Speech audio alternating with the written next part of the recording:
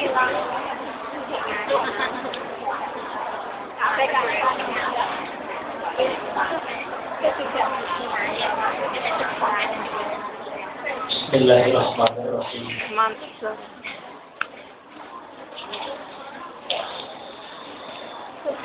Assalamualaikum warahmatullahi wabarakatuh.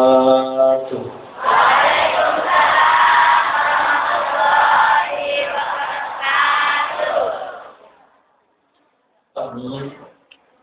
Ya Allah, ya mujibas wajib. Alhamdulillah. Alhamdulillahilladzi asra abdahu lailan minal masjidil haram ilal masjidil aqsa. Asyhadu an la ilaha illallah wa asyhadu anna Muhammadan abduhu wa rasuluhu la nabiyya ba'dah. Allahumma shalli wa sallim wa barik wa karim ala habibil azim sayyidina Muhammadin wa ala alihi wa ashabihi ajma'in. Fa insyaallah man tabi'ahum bi ihsanin ila yaumiddin. Hasbiyallah wa ni'mal wakil, ni'mal maula wa ni'man nasir. La haula wala quwwata illa billahil aliyyil azim. Sadaqallahul azim wa sadaqa rasuluhun nabiyul habibul karim wa nahnu ala dzalika minasyahidin wa syakirin walhamdulillahi rabbil alamin.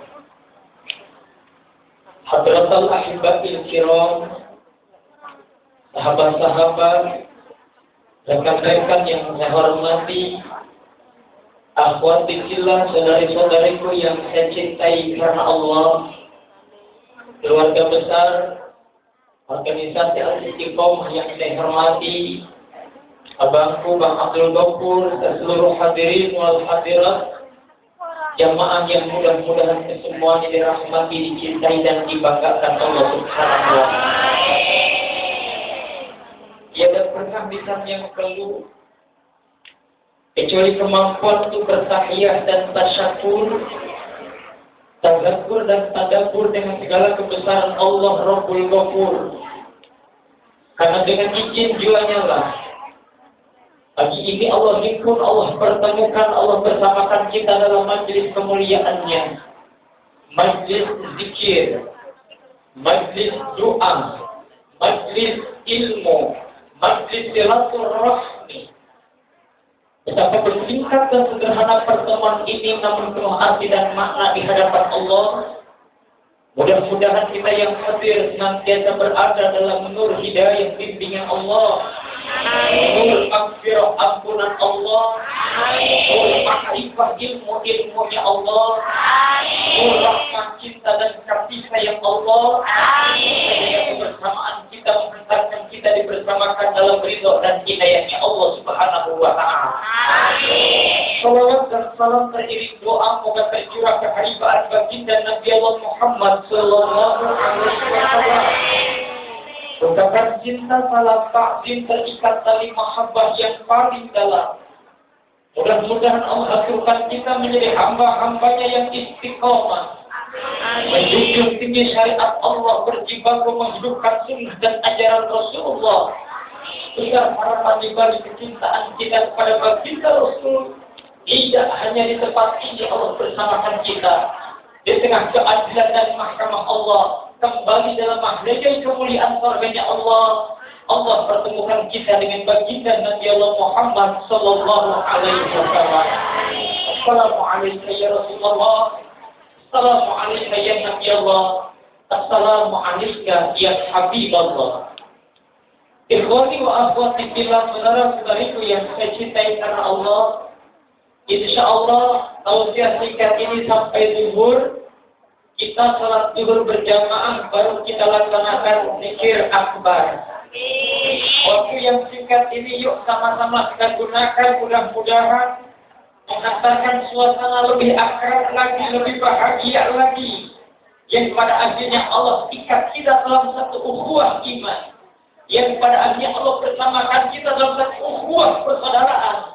Dan insya Allah majlis zikir dan majlis ilmu ini menghantarkan kita untuk lebih sama-sama menjadi persaudaraan dari mulai terlahir, akil balik, dewasa, bahkan sampai nanti Allah wafatkan kita tetap dalam kondisi iman yang terjaga dan Ujian kali ini ikhwati fillah berkaitan dengan Isra dan Mi'raj. Singkat saja, Isra secara bahasa artinya naik. Apa? Naik. Jadi yang namanya Isra itu artinya naik. Salah. Isra itu secara bahasa artinya berjalan di waktu malam. Kadang-kadang kebiasaan sih apa yang disampaikan guru diikuti, padahal tidak semuanya betul ya. Kalau gurunya salah bolehlah sekali diprotes.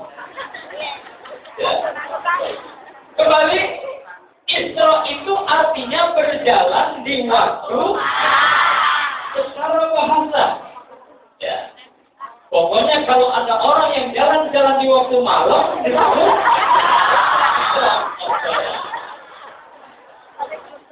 contoh, di Indonesia ada anak muda malam minggu. Dari rumahnya jam 8 malam. Berangkat dia ke tempat pacarnya sampai jam 10 malam. Karena itu anak muda yang melakukan perjalanan di waktu malam, berarti anak muda itu sudah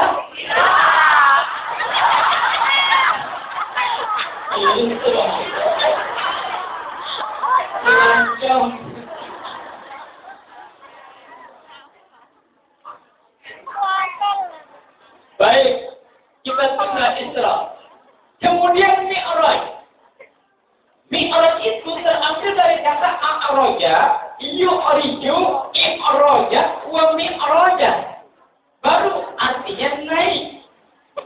Yang namanya Mi'raj itu tadi Al-Fatih Muhammad dapat duduk dengan Pak Abdul Ghafur di bawah, yang dipanggil sama panitia untuk menyampaikan tausiah. Saya naik ke atas panggung ini karena baru saja saya naik, berarti Muhammad Nasr sudah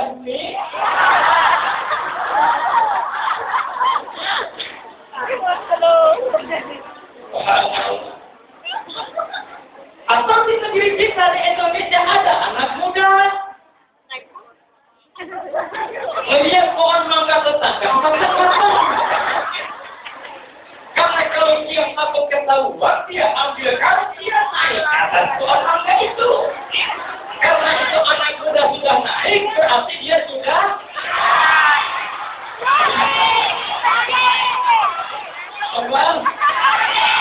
ngomong mangga. Subhanallah. Jadi yang namanya Mi'raj secara bahasa artinya naik. Makanya ibu yang sudah punya suami nanti kalau pulang kakak-kakak ya. Ketika malam mau tidur sama suami tanya dulu, Mbak, mau bobo apa mau Mi'raj dulu? Subhanallah. Baik, kita tunda yang penting ini. Isra Mi'raj itu secara istilah diperjalankannya baginda Nabi Muhammad Sallallahu Alaihi Wasallam di waktu malam dari Masjidil Haram menuju Masjidil Aqsa yang berada di Palestina, lalu dinaikkan ke langit yang ketujuh, Sidratul Muntaha, Lauhul Mahfuz, bahkan lebih tinggi daripada itu. Balik lagi ke kota Makkah hanya ditempuh dalam waktu sepertiga malam saja, tidak lebih, tidak kurang. Perjalanan yang relatif begitu jauh, sementara kok Nabi bisa menempuhnya dalam waktu sesingkat-singkatnya. Karena itulah kalau kata anak muda sekarang, Isra Mi'raj itu kejadian yang amat spektakuler. Apa spektakuler? Luar biasa, aneh, buah bin ajaib. Makanya terjadi kontroversi pembetulan kepada Isra dan Mi'raj. Ada yang percaya,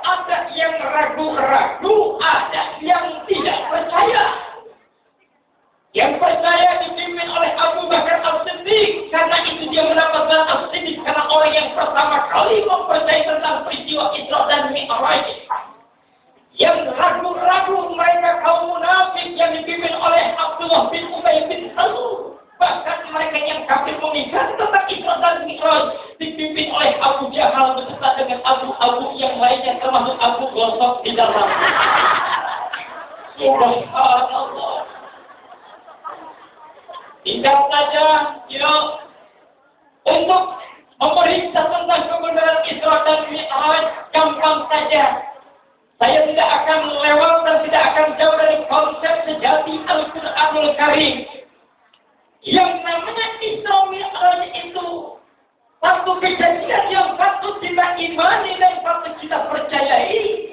Karena yang menyampaikannya bukan lagi Pak Abdul Ghafur, bukan lagi Muhammad Zara, tapi Allah dalam ayat-ayat cintanya. Apa? Ayat cinta. Emang ada di Hongkong? Maafkanlah bila ku tak apa kata Allah? Subhanalladzi asra bi abdihi lailan minal masjidil harami ilal masjidil aqsa alladzi barakna hawlahu linuriyahu min ayatina innahu huwas sami'ul alim. Subhanallah. Kalau boleh saya tanya, mohon maaf, teteh mbakku semua yang hari tempat ini, Subhanallah itu Quran surah apa? Surah Al-Isra itu ayat keberapa? Kalau boleh saya mau tanya, surah keberapa Al-Isra itu dalam Al-Quran?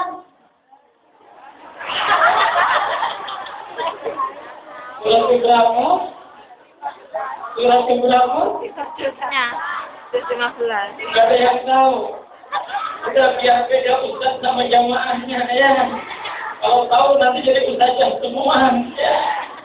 Al-Isra itu surat ke-17.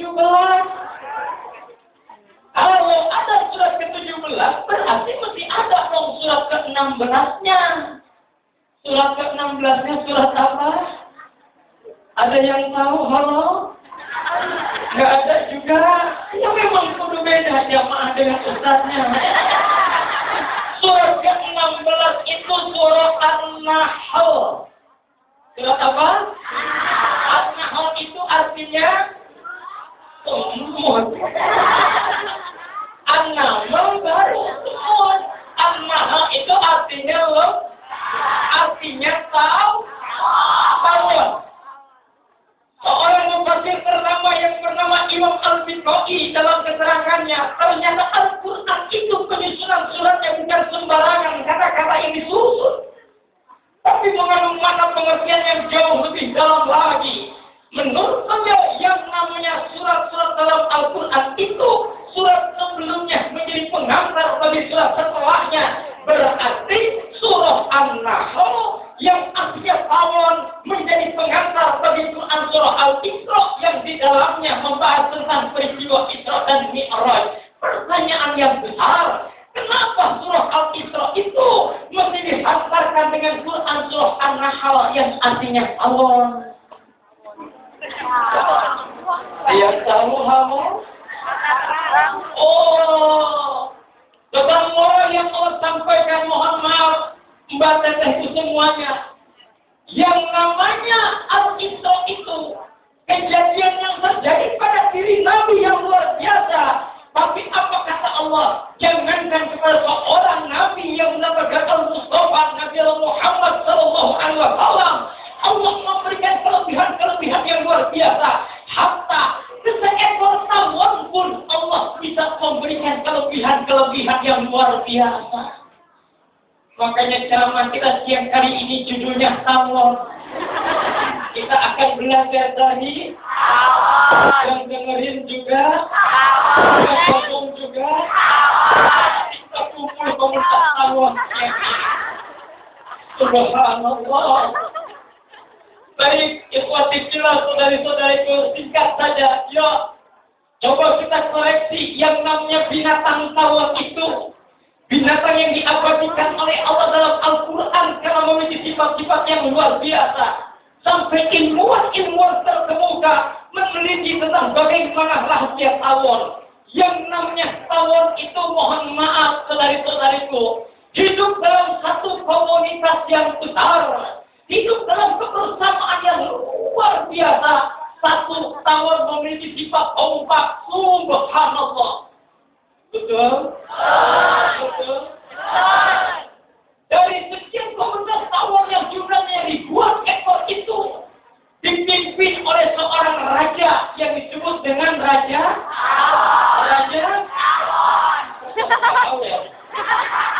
Tawon.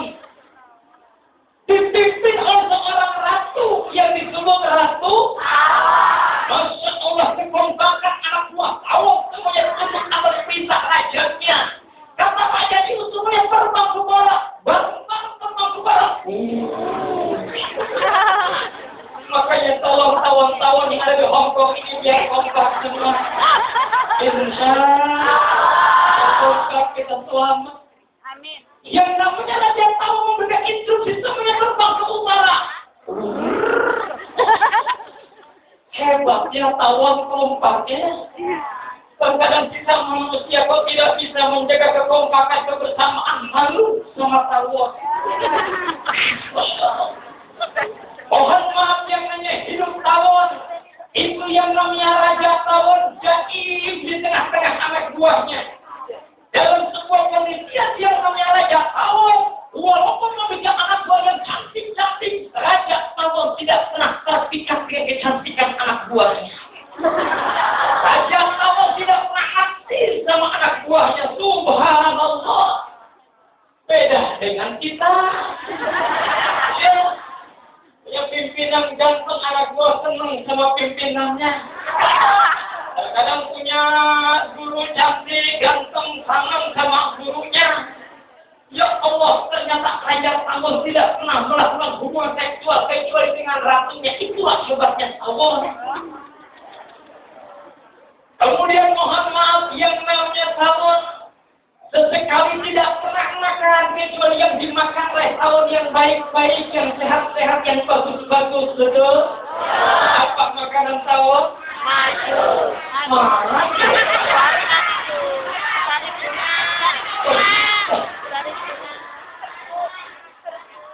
Sesuatu kira yang dihisap oleh tawon itu sari pati bunga, bukan bunganya.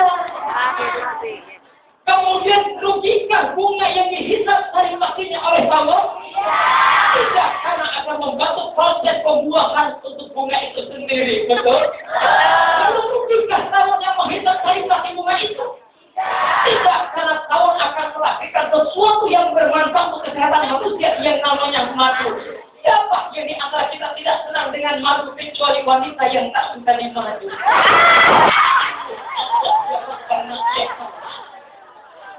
Hebat tawon.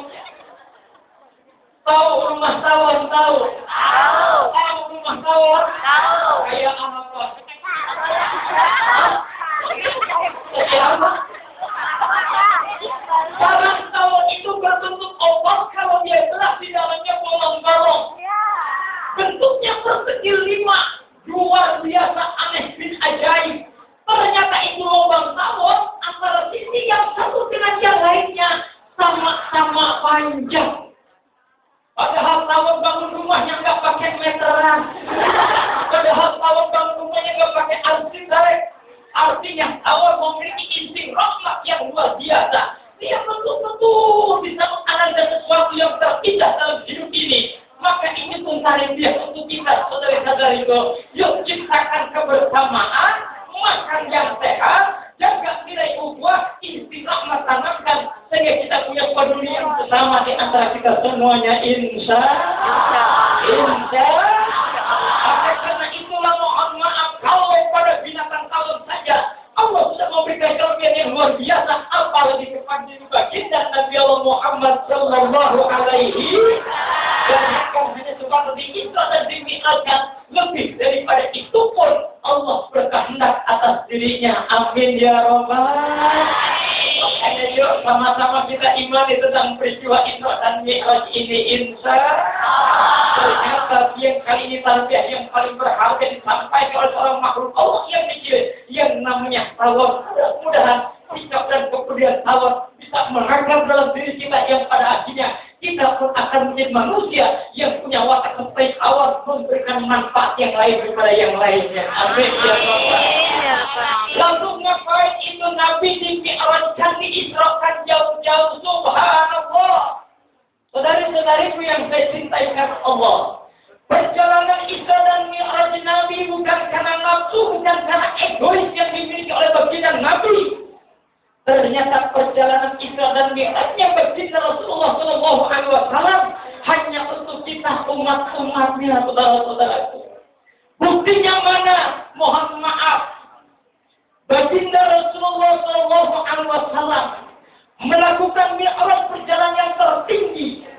Sampai ketika itu baginda Rasulullah SAW yang ditemani oleh malaikat Jibril sampai sebuah tempat. Lalu ketika itu malaikat Jibril berkata kepada baginda Rasul, "Ya Rasulullah, mungkin aku tidak bisa menghantar perjalananmu sampai tempat yang kau tuju. Aku hanya punya kemampuan menghantar kau di tempat ini saja. Andai saja aku terus mengantar engkau, sayapku akan terbakar habis.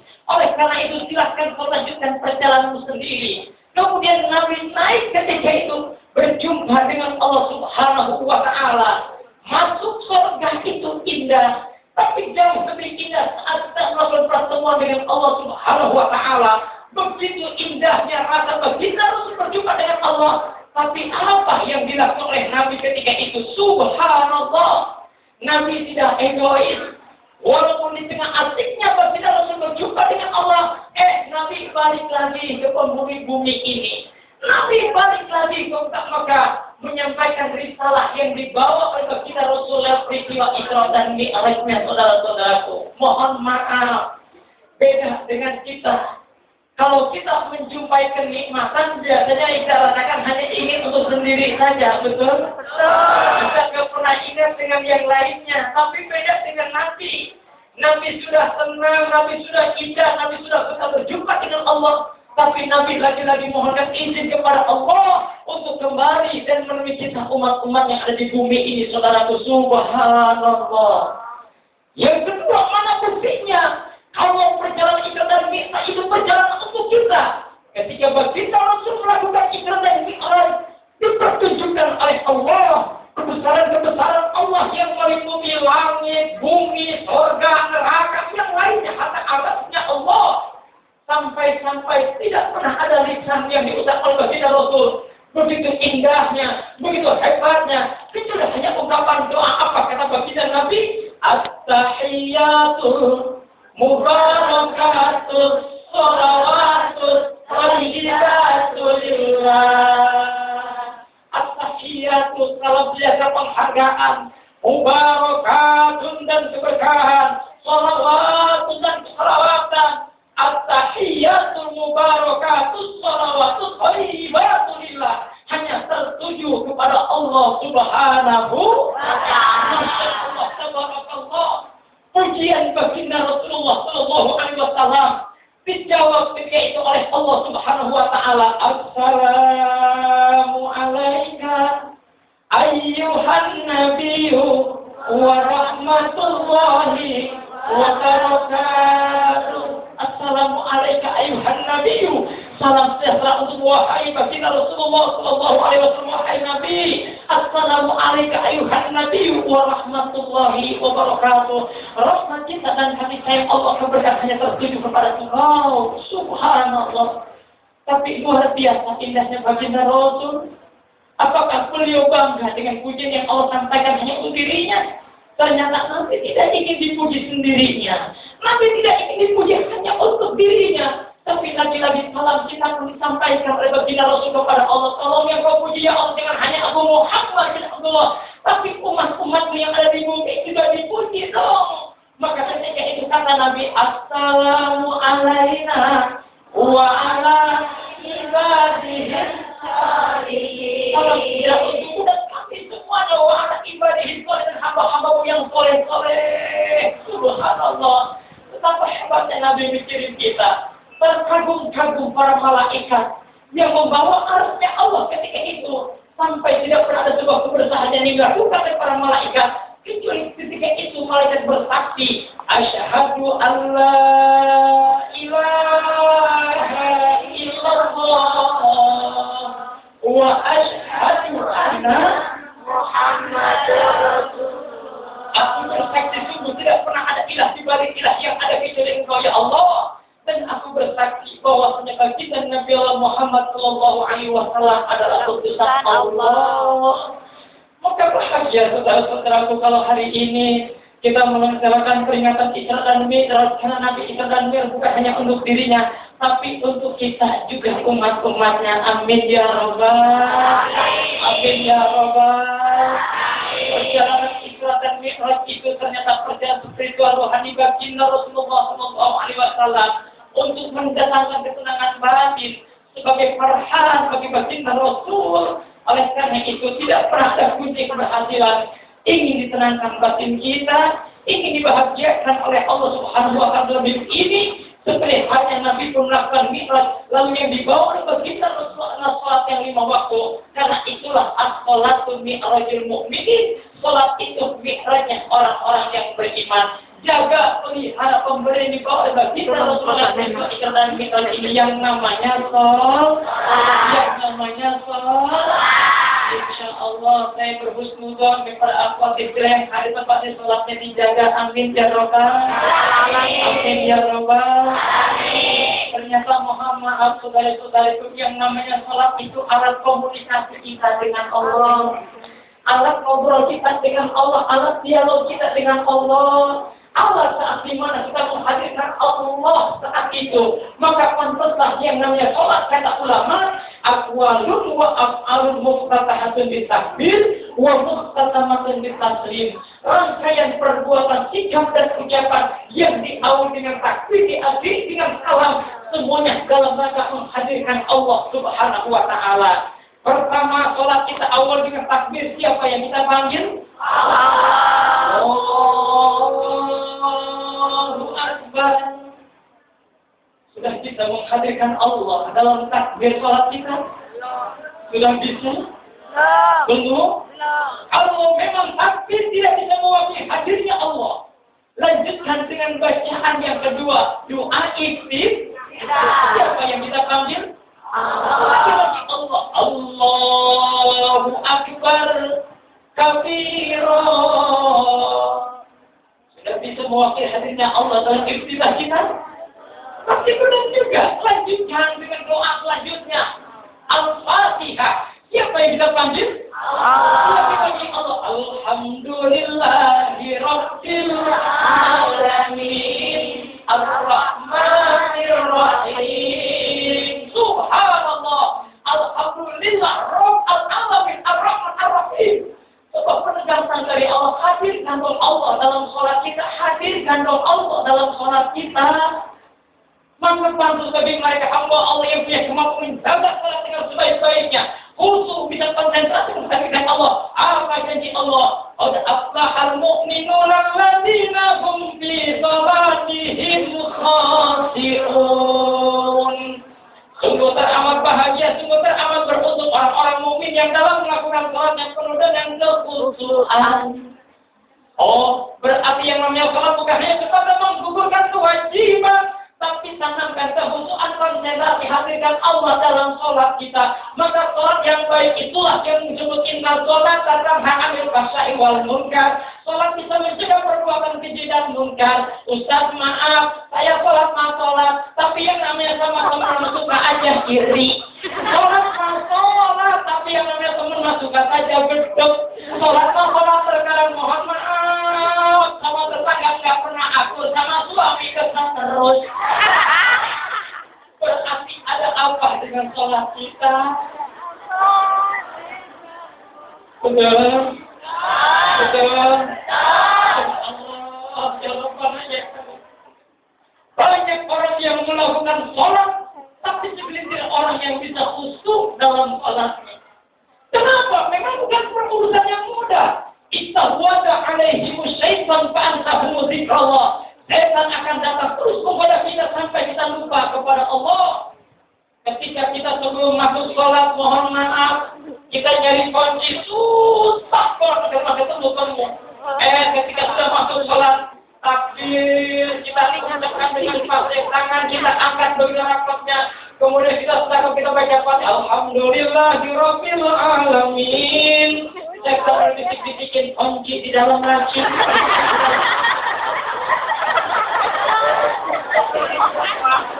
Akhirnya lisan kita baca Fatihah, akhirnya kita bicara kunci. Di mana posisi Allah ketika itu? Masya Allah, sudah masuk waktu zuhur? Belum ya? Kita tahu kalau sudah zuhur ya? Kita lanjutkan?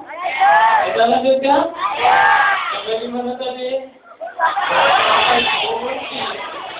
Subhanallah.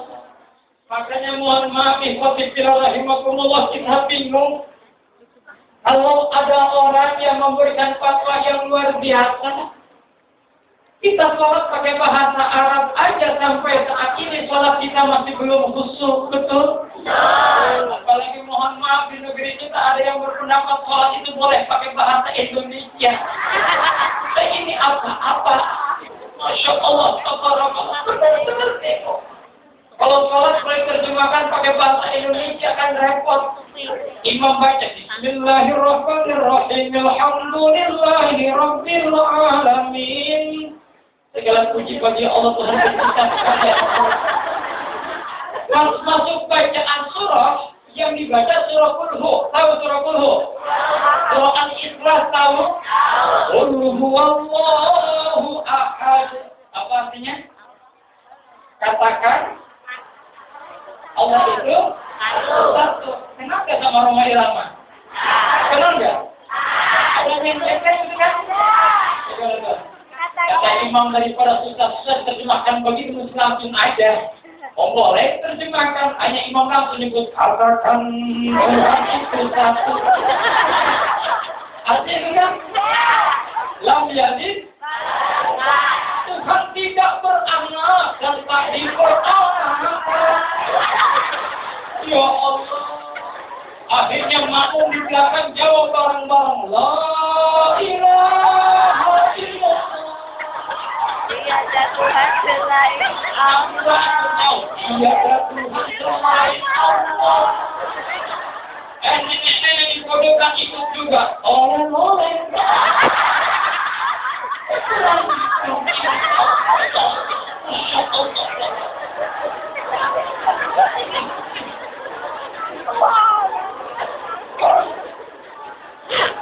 Di mana mau sholat khusyuk?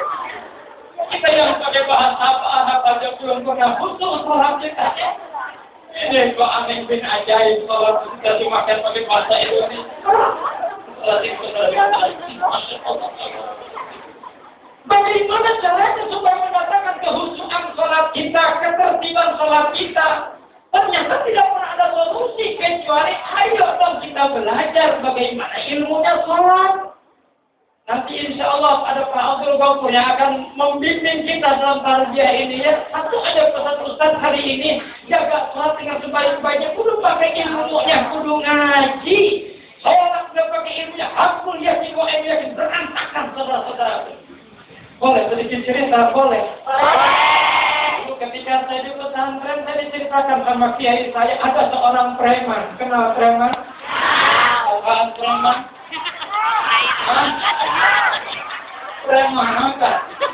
Preman mah galak-galaknya. Identitas preman, mohon maaf, rambut gondrong terurai, badan tatoan, mabuk-mabukan kerjaannya, malakin orang hobianya, kejar-kejar kita jam 12 malam emang kerjaannya. Sholat nggak pernah, apalagi zakatan puasa. Tapi preman yang saya ceritakan hari ini bernasib baik.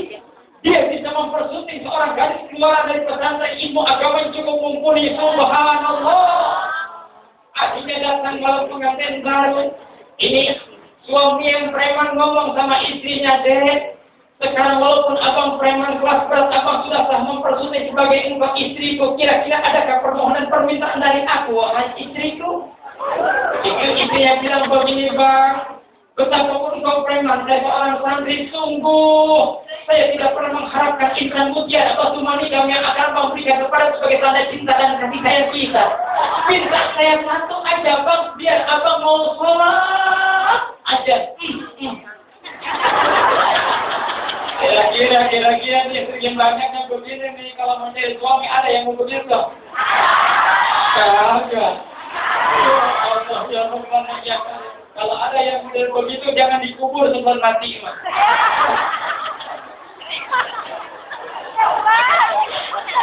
Jadi tidak bukan ada yang mau sholat. Itu preman bingung suruh sholat gak pernah sholat, dia nanya, emang sholat itu kayak gimana? Gampang, Bang. Kalau engkau ini tahu ilmunya sholat, abang berangkat ke masjid, di sana ada Pak Imam, abang ikuti saja gerakan imam dalam sholat. Direkam dalam memori preman yang namanya sholat untuk mengikuti imam. Datang kemana suara azan di masjid, hayya 'alas sholat. Di preman ribut, ambilkan aku kain sarung ini bang, kain sarungnya. Ambilkan aku baju koko ini bang, baju kokoknya. Ambilkan aku peci sayang ibu, itu preman waktu nikahnya nggak beli peci. Pas dia nyari peci, ada keponakannya lewat. Akhirnya keponakannya pakai peci, dipinjam itu peci keponakannya. Rambut gondong tertuai peci keponakan, kekecilan dipakai juga. Orang Betawi bilang mah muncul tuh peci. Orang Jawa bilang apa? Apa? Sama, nencel. Apa lagi? Nencel. Ya pokoknya itulah kekecilan. Berangkatlah itu preman ke masjid. Sampai di masjid yang ada cuma muadzin dong, langsungkan azan. Kemudian dia tanya, Pak muadzin imam mana ya? Oh tunggu bang, imam belum datang. Itu tunggu imam baru sampai. Yang namanya imam kan sholat di depan, di mihrab. Karena itu preman ini tahu gerakan imam, akhirnya dia sholat pergi di belakang imam. Dengan harapan dia tahu gerakan imam kayak bagaimana. Imam mulai sholat, dia baca takbir Allahu Akbar, preman pun ikut takbir Allahu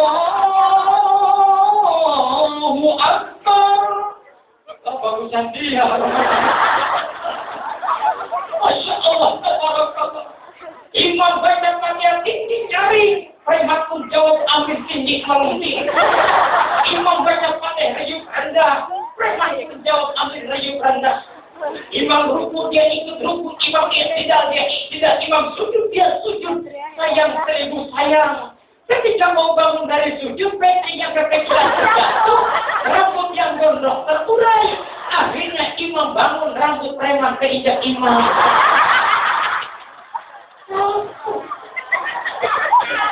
Apa? Preman mau bangun bingung susah karena rambutnya keinjak. Dia mikir bagaimana ngasih tahu imam rambut gua keinjak. Mau ngomong dalam sholat nggak boleh ngomong, mau gerak nggak boleh gerak. Hanya pernah juga dia ikut ngaji sekali-kalinya ada kaidah wakiroat tapi sholat ila bizikri, tapi tidak pernah ada baca dalam sholat kecuali zikir kepada Allah. Kalau begitu mengasih tahu imam rambut gua keinjak perlu zikir loh. Zikir itu kayak gimana? Nggak tahu zikir dia dengar tadi muadzin baca Allahu Akbar. Kalau begitu mah ngasih tahu imam rambut saya keinjak takbir aja. Mulai dia takbir yang pertama Allahu Akbar. Imam nggak tahu dia tanggapnya diinjak bulu sajadah pada alam musyrik. Takbir yang kedua lebih kencang lagi Allahu Akbar. Baru imam sadar, apa kata imam, ya preman. Baru sholat pertama aja udah marah-marah.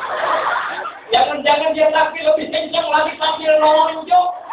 Kata imam daripada dia lonjok, lebih baik loncat dua. Walaupun takbir lebih kencang lagi, Allahu Akbar. Imam kita Allahu Akbar. Dan imam bisa bangun, dia melihat imam keluar masjid. Kalau si preman sholat dulu ikuti imam.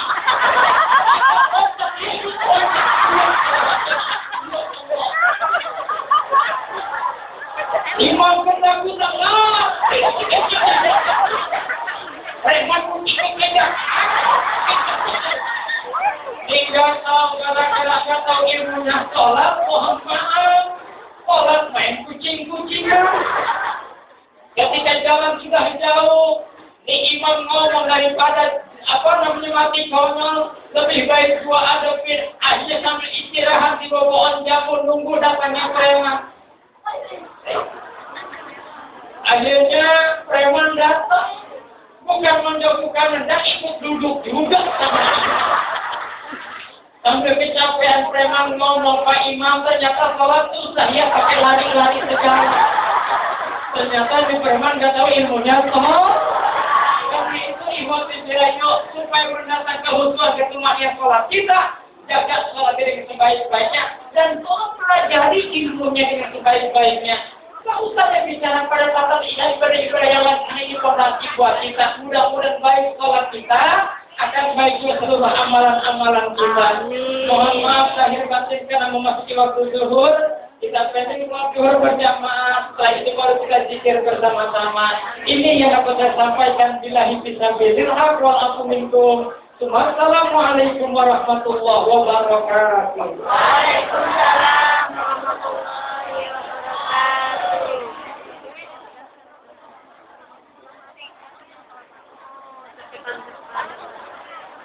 Kevin.